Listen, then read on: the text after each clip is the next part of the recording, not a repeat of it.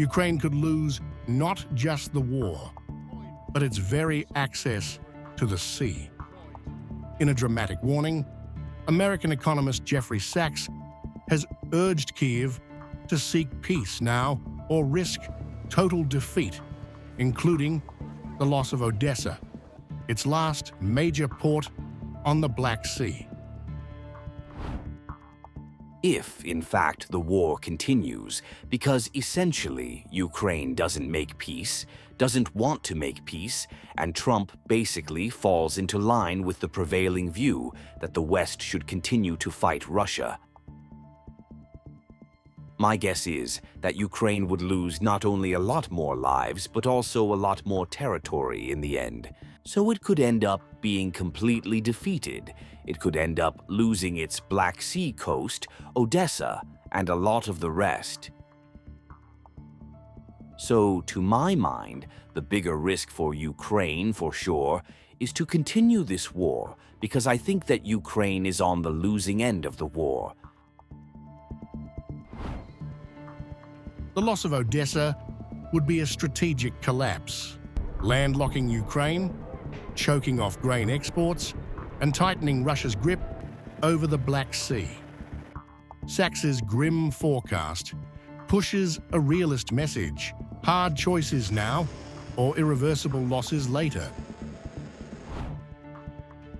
Beyond battlefield logic, Sachs goes further, blaming NATO expansion for the war's origins.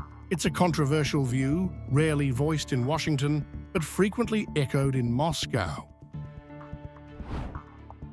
The war is in nobody's interest if the peace is based on a legitimate end to the causes of the war in the first place, which include NATO enlargement, for example.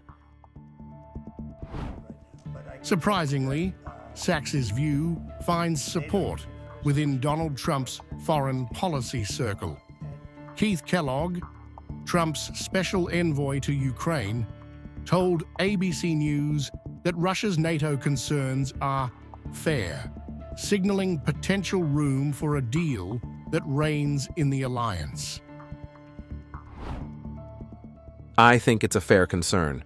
And we've said that repeatedly. We've said that to us, Ukraine coming into NATO is not on the table, and we're not the only country that says that.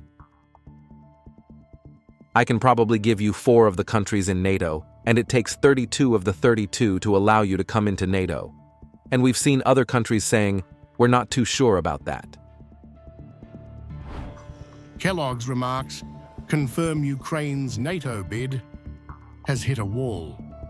His comments expose a rift in Western unity, one that could reshape endgame negotiations.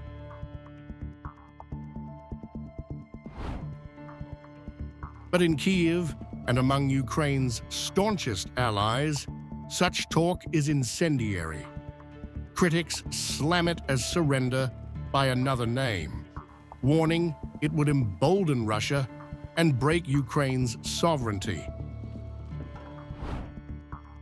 As battlefield dynamics shift, figures like Sachs and Kellogg are reshaping the conversation.